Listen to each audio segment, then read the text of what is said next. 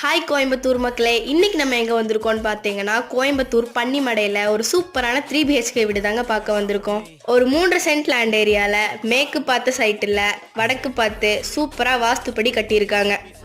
டோட்டலாக இந்த வீட்டை 2700 ஸ்கொயர் ஃபீட்டுக்கு கட்டி உள்ள நுழையும் போது 16க்கு 16ங்கிற சைஸில் ஒரு பெரிய ஹால் கொடுத்துருக்காங்க. நம்ம பெண்களுக்கு பிடிச்ச மாதிரி 10க்கு 16ங்கிற சைஸில் கிச்சன் வித் டைனிங்கோட கொடுத்துருக்காங்க.